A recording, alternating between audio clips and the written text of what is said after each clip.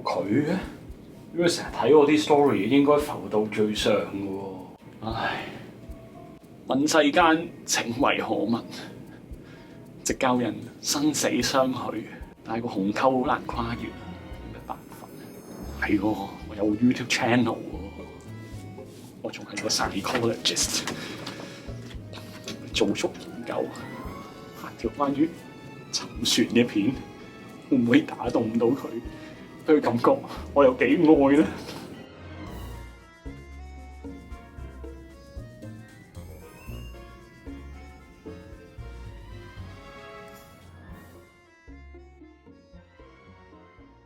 大家好，歡迎收睇5分鐘心理學。我諗沉船嘅感覺咧，每一個人都有啊。有時候啊，我哋見到朋友為咗愛情搞到要生要死咁樣，都唔知點樣去安慰佢。但係作為旁觀者，我哋可能有時候會覺得不解嘅。點解呢？需唔需要將件事睇到咁重呢？當然呢條片講嘅亦都可能係你嗰種沉船嘅感覺係你自己感受緊嘅。但係無論如何，沉船呢個議題呢，的確係好多人有嘅經驗嚟嘅。咁所以咧，我今日咧就嘗試去拍呢條片咧，去拆解下幾樣嘢，就係人點解會沉船啦？沉咗船咧點樣走翻出嚟？同埋其實沉船同愛有啲乜嘢分別呢？咁啊呢個議題呢，我本身諗住做少少心理學研究啦，點知咧就越掘越有趣喎！我發現咧原來一本心理學書係專寫一樣嘢嘅，就係由 Dorothy Tanoff 所寫嘅《Love and Limerence：The Experience of Being Enough》。就呢個課題咧有一個幾深刻嘅解構。我睇完本書之後咧，我覺得一啲 point 係幾精警，幾值得大家去參考嘅。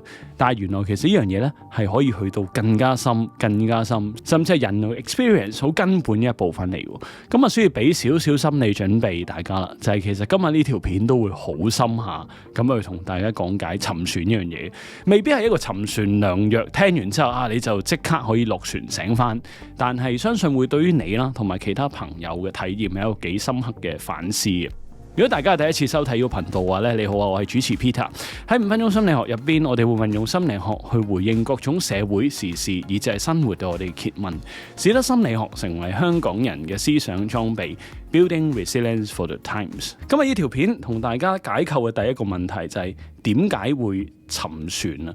咁嗱，唔同心理學者咧同埋哲學家咧都有一啲唔同嘅講法，但係好似唔同嘅理論咧都係指向同一個結論，就係缺失同埋追求。呢本書咧一開頭開宗明義咧就係一句 quote 啫，佢就話 It's not love, it's the force of evolution expressed as the compulsion for the particular, this particular one above all others, often is called love。佢就話呢個其實唔係愛嚟嘅，而係演化嘅力量傾注咗喺我哋嗰度，令到我哋將一個對象將佢睇到高過其他所有。而呢個咁樣嘅現象咧，好多人稱之為愛，但係其實唔係愛。咁啊 Tanoff 係點樣有呢個咁樣嘅經歷呢？佢係一個研究愛情嘅心理學家嚟嘅。咁佢就發覺啊，有時候啲學生啊，即係真係會愛到要生要死咁樣啦。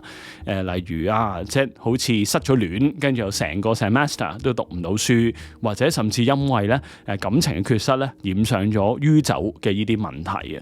咁啊，佢就開始對呢個現象感到好奇啦，同唔同人去訪談啦，就係究竟點解人會咁迷戀另外一個對象嘅咧？呢個時候咧，佢同一個 Helen 嘅人咧就傾偈。Helen 咧都有一啲正常嘅感情經歷嘅，就係例如會有親密關係啦，會有性啦呢啲元素。但係佢人生入邊咧，好似從來冇感覺到迷戀嘅呢種感覺。於是佢對呢個現象咧就好不解。咦，其實係乜嘢嚟嘅咧？或者例如啊，喺迷戀呢種狀態下邊咧，好多時候其實對方嘅感覺即係好遺憾咁去講啦，就係其實究竟你做緊啲乜啊？嘅呢種咁嘅落差咧，其實往往好難理解，就導致 Tanoff 呢位心理學者咧，佢開始諗啊，會唔會其實呢個同我哋講緊嘅愛係有分別，而需要去做一個 distinction 咧，去做一個區隔咧？咁咧佢就自創咗一個稱之為 limerence 嘅字出嚟嘅。咁 limerence 嘅中文翻譯啦，我哋可以叫做迷戀啦。但係其實我覺得更加貼切咧，可以用廣東話嘅沉船咧去形容佢嘅。當我哋講沉船會發生啲乜嘢事之前咧，我相信大家都好想知道就係其實 in the first place 點解我哋會沉船啊？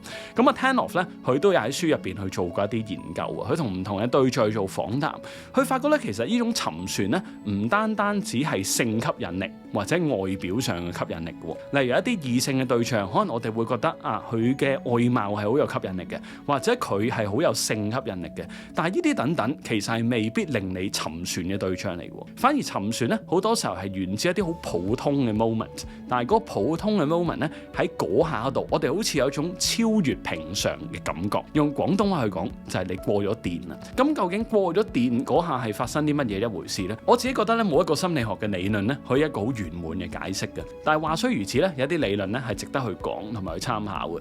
就係例如法國有一個精神分析學者叫 Jacques Lacan， 佢就提出過一個叫 Other 嘅概念。呢度 Other 咧有一個特點就係個 O 咧係大階嘅。咁乜嘢叫做 Other 咧？個意思就係其實當我哋經驗到嘅 desire， 我哋想要嘅其實可能唔係嚟自我呢個主體嘅，而係喺我哋出生之前係其他嘢去灌輸俾我哋。嗱，咁樣講有啲乜嘢意思呢？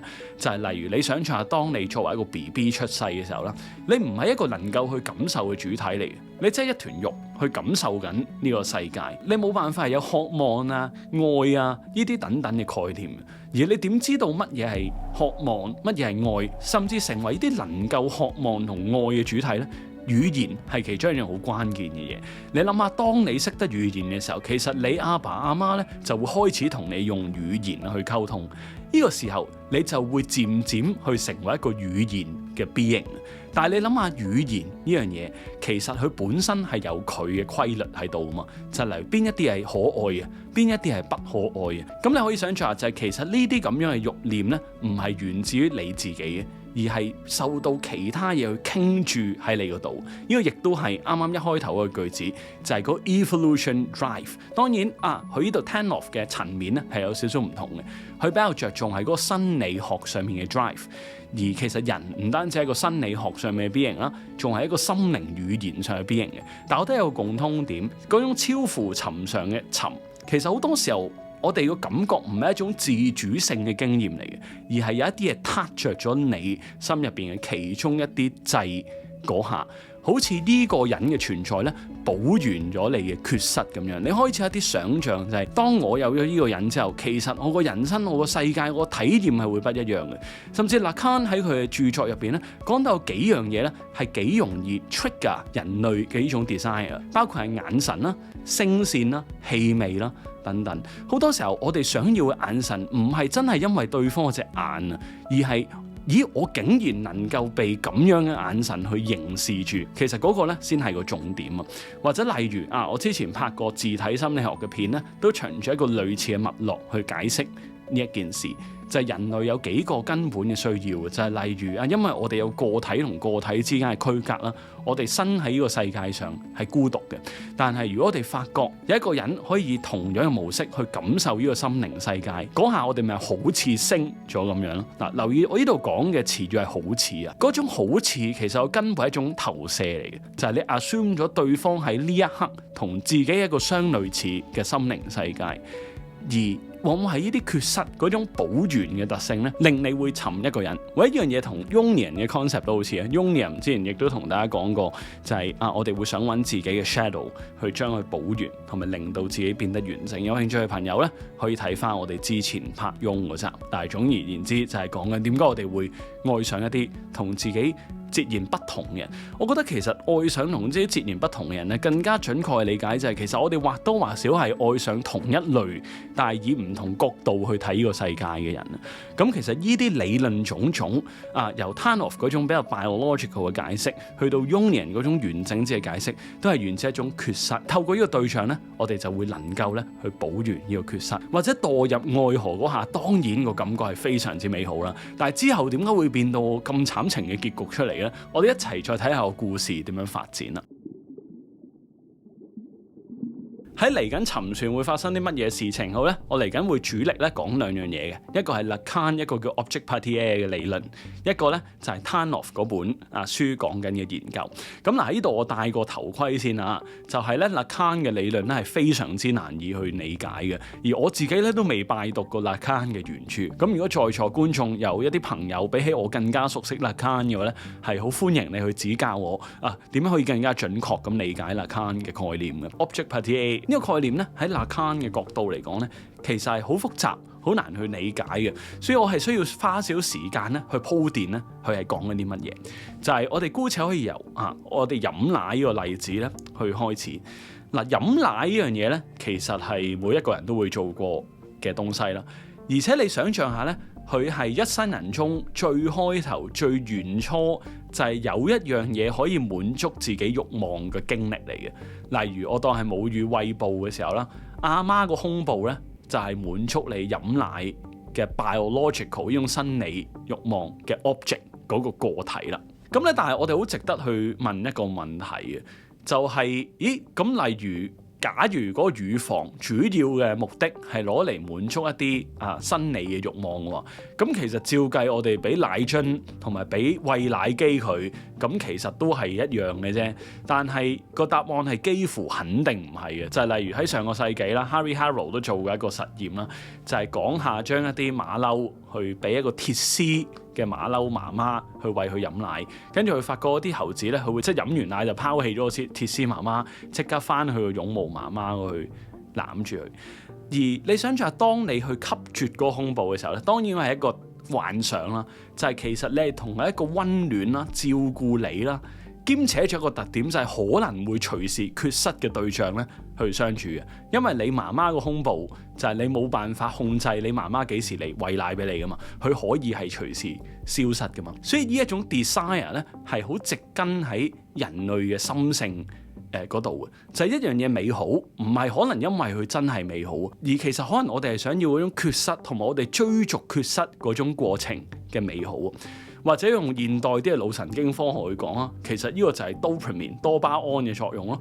用一個淺白啲嘅例子去講，嗱，我就啱啱去完旅行翻嚟，我諗大家都知道，其實去旅行最爽嗰下唔係你底部嗰下，係你搭緊機場快線，你知道我就嚟可以去旅行嗰下嘅美好呢，係再好嘅旅遊目的地都冇辦法去替代嘅。而其實咧，呢個係 Object Partier 嘅特色。換言之，其實你愛上嘅未必係個人，而係你愛上咗你同嗰個人之間嘅空隙嘅。因為由於我哋生而喺個世上，好多時候我哋都會有一種殘缺嘅感覺，意思係我哋好似唔完整嘅。而個現實就係，實際上冇一個人係可以令你變得完整嘅。但係正因係你有一種自己唔完整嘅感覺，而同埋冇人能夠補完你嘅完整嘅事實，先產生一個空隙，就係有一個能夠可能去補完你嘅完整，而係未得到嘅情況下，呢個咁嘅空隙咧，先係令你最入迷嘅地方。換言之，其實 Object Partier 唔係一個具體嘅個體，而係一個 structural absence， 一個被稱之為空，你去想像出嚟嘅地方，就係假若有佢，你就能夠變得完整啦。但係呢樣嘢你想象下，點解冇可能喺一個你真係同佢發展嘅關係嗰度出現呢？個原因就係因為實際上係冇人可以補完你嘅完整㗎嘛。佢唯有係一種懸而未決嘅狀態下邊呢，佢先係一樣咁有心理力量嘅東西嚟。咁呢個咧就唔係 Tanov 講嘅，但係我自己睇完 Tanov 嘅書之後咧，對於 Lacan 嘅理論嘅一個更加進一步嘅解讀啦，我覺得佢係兩個扣連得好好嘅。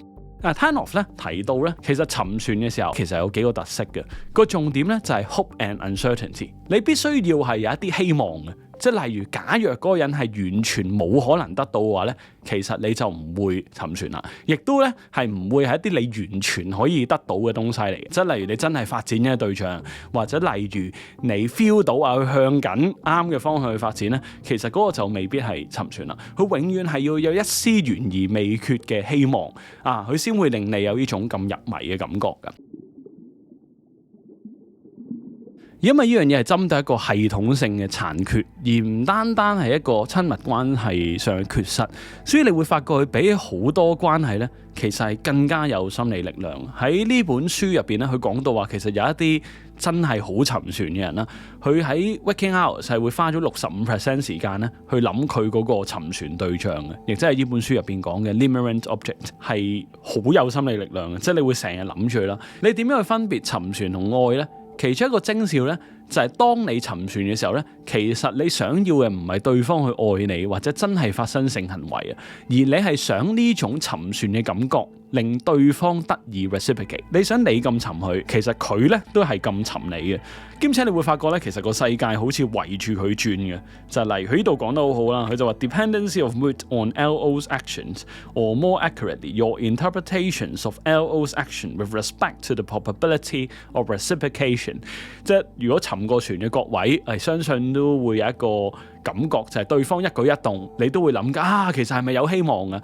咁其實你會發覺呢樣嘢你係 devalue 緊對方個人，就係對方唔再係一個活生生嘅人啦，而係一個單純係對方嘅一舉一動都係圍繞住你嗰種沉而存在嘅對象咯。跟住佢呢度咧，哇，佢都寫得真係好入型入格，好入啲沉船仔嘅心啊！佢話 some fleeting and transient relief from unrequited limerent passion through vivid imagination of action by LO that means reciprocation。即係簡單嚟講就係腦補同幻想咯。係沉船係好痛苦嘅，但係如果你可以喺片刻嘅想像嗰度發現沉船嗰個對象好似真係有意思喎，咁你多數你嘅日神都係好痛苦嘅。但係至少當你個想像未爆破嘅時候咧，嗰幾秒你好爽。另外咧，其實亦都會對對方有一個濾鏡嘅。佢呢度話remarkable ability to emphasize what is truly admirable in LO to avoid dwelling on the negative。Even to respond with a compassion for the negative and render it emotionally, if not perpetually, into another positive attribute。嗱，有興趣嘅朋友咧，可以自己 pause 去慢慢睇個 list 啊。但係我哋點去解讀一樣嘢咧？就係其實沉船好多時候係一件好個人嘅事情嚟嘅。呢個時候對方嘅諗法啦，對方點樣睇呢樣嘢啦，係唔再重要，甚至咧你真係唔係同緊對方去 interact， 你只係同一個幾深層次嘅 existential crisis 去相處。呢個係點解佢咁有力量，亦都係咁難走出嚟嘅原因啊！咁例如多數沉咗船會點樣收科呢？咁呢本書當然都有提到，咁佢都真係 interview 過好多沉船人。咁佢話呢，多數呢就得3個結局收尾嘅啫。第一個呢就叫 consummation， 即係如願以償啊，就係你真係發展成情侶啦。咁真係發展成親密關係呢，其實嗰種 limerence 嘅感覺呢就會不復存在噶啦，因為你想坐啱啱講嗰啲話介乎得同唔得之間嘅全部會消失晒，你就真係同緊真實嘅對方去接觸啦。而第二個呢，就係 starvation， 即係個意思就係完全斷聯啦，你根本冇辦法同佢接觸，或者對方非常非常非常之明確咁拒絕你，係零發展嘅可能。咁好自然地啱啱講過話沉船嘅必要條件就係介乎有一絲可能，一絲可能先係最吸引你嘅地方啊嘛。咁如果係你嘅 interpretation 係完全冇可能嘅話，咁其實呢樣嘢咧自然咧都會係煙消雲散啦。第一個咧就係 transference， 就係承接啱啱 Lacan object party A 嘅概念啦，就係其實呢個咁嘅需要咧，佢未必係需要喺某一個人嗰度嘅。其實佢係可以尋第二個對象嘅，因為嗰種心理力量從來唔係淨係源自於嗰個人，而係其實一啲你自己嘅嘢。咁但係當然唔代表人人都可以撻着你嗰股心理上嘅力量啦。咁當然講咗咁多嘢好多學術理論嘅部分啦，因為我覺得嗰啲理論係好 fascinating 嘅。但係簡單嚟講，不如最後尾俾少少建議各位情海浮沉嘅蒼生啊。我覺得呢本書其實係 point to 一個結論嘅，就係盡量唔好沉醉喺嗰種狀態嗰度咯。即係例如我當而家戀愛文化好多時候講緊 situationship 啊，咁 situationship 咧其實係會搞到人去滿身傷嘅。咁而其中一個原因就係可能係 limerence 嘅呢種狀態。咁 either 如果你覺得嗰個對象係真係完全唔值得發展嘅，咁可能徹徹底底咁樣斷絕聯絡係一個好嘅選擇。或者例如你真係覺得嗰個係你願意去追求嘅對象嘅，咁不如真係可能正正經經大大方方咁去 ask for 一個你想同佢發展嘅關係。咁當然對方係一個唔同嘅人啦，佢可以應承，佢亦都可以唔應承。咁但係嗰個係佢嘅選擇，但係至少咧你係一個答案。咁或者咧可能你唔係沉船嗰個人，可能你係被沉船嘅對象。咁呢個時候咧，你應該點樣做咧？就係咧，佢書入邊咧 quote 過一個叫 Mary 嘅人就講過一句都幾絕㗎。佢就話 From now on, my whole approach would be quite different. If I suspect that anyone is beginning to become limerent about me, I will convince them immediately that the situation is impossible, that I do not wish to function as their limerent object, and that there is absolutely no hope for them. 哇！即係呢句都真係幾絕啊！但係如果大家去 recall 翻 limerence 嘅定義咧，就係嗰種同 uncertainty 去相處嘅狀態啊嘛。可能呢個當下絕其實對對方嚟講咧係其實一個最好嘅狀態嚟嘅。咁呢本書同埋上面嘅分析就講咗點解我哋會沉船啦，沉船會點同埋點搞啦。但係其實咧有一啲更加深層次嘅問題，我哋需要去處理嘅。愛情呢家嘢，無論係沉船又好，定係真係順利發展嘅愛情都好。其實大家都會同意係一啲介乎虛幻同現實之間嘅東西嚟嘅，就係你身邊嘅伴侶、你身邊嘅老婆，其實喺 objectively 佢都係一個好普通嘅人嚟嘅。但係正因為你同佢相處嗰種 magic，令佢變得唔一樣。好似呢個係愛情嘅 key ingredients。呢本書有講到乜嘢係迷戀，乜嘢係 limerence， 但係其實一個更加深層次嘅問題就係乜嘢叫做愛呢？係咪嗰種真係 day to day 願意去 care、願意去付出嗰個先係叫愛，而係嗰個轟天地泣鬼神嘅嗰個就唔叫愛呢？你將呢個理論去套翻去 Romeo and Juliet， 其實你都可以話嗰個係一種 limerence 嚟嘅，而 limerence 嘅症結唔係在於佢哋互相唔愛對方，而係嗰 situation 唔容許佢哋咁做啊嘛。或者例如好似鐵達尼號上面嘅男女主角，其實佢都係一程船嘅時間，但係正正係因為慘劇將呢樣嘢去提取咗愛嘅本質。難道呢個唔係一個另外一方面嘅解讀咩？咁喺呢度呢，我想再 quote 多一次 Lacan 同埋一個叫 Zizek 係研究 Lacan 嘅學者，就係乜嘢叫做愛呢？就係 Love is giving something one doesn't have。To someone who doesn't want it。咁嗱，呢句句子咧，其實係由兩個學者去講噶。前面嘅部分 ，Love is giving someone that one doesn't have 係由 Lacan 去講嘅。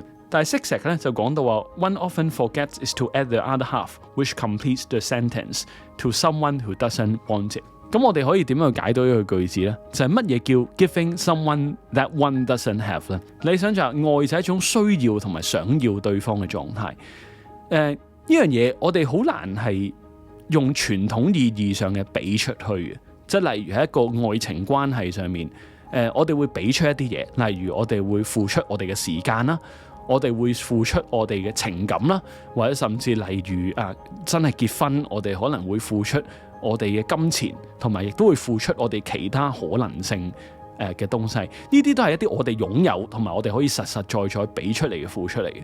但係乜嘢驅動緊呢一切嘅本質呢？就係其實嗰種我係希望有對方，而冇咗對方，我哋會覺得自己有一部分嘅缺失嘅呢樣嘢，嗰個先係我哋可能為一個對象可以俾到佢最珍貴嘅東西。To one who doesn't want it， 個核心就係講緊，可能呢樣嘢本身唔係對方想要嘅嘢嚟嘅。愛呢樣嘢從來唔係對方去 order 你俾一個 love 佢，而係一個單向嘅愛嚟。可能齋係呢樣嘢咧，先係叫愛。聽咗咁多之後，呢條片其實我最想帶出啲乜嘢信息咧？就係其實呢個真係一個幾普遍嘅經歷嚟嘅。甚至喺Limerence 呢本書入邊，佢都講過好多時候，當我哋去睇一啲 psychotherapist 嘅時候咧，有一啲 psychotherapist 會將呢樣嘢 dismiss 成一啲病態嘅徵兆，但係其實呢樣嘢係咪真係得咁少咧？我覺得係一啲更加深層次嘅探問嚟，就係好似喺個社會嘅認知嗰度，就係其實愛呢樣嘢必須要係雙向嘅，但係其實會唔會相愛呢樣嘢，其實係雙方係都有同樣單向 quality 嘅愛，而與此同時佢哋有呢個福分去將佢變成相愛呢？咁當我哋冇咗後邊嘅福分之後，究竟嗰個係咪愛呢？呢個問題我就交俾大家去思考啦。咁今日當然都係有啲問題想同各位觀眾去傾下偈啦。你聽過或者例如你朋友最深刻嘅沉船經歷係啲乜嘢呢？或者例如大家都有睇過哈利波特噶嘛？我哋之前都拍過條片去講佢究竟石內卜你覺得算唔算一個沉船仔呢？不如喺留言嗰度話俾我哋聽啊！我哋下次再見，拜拜。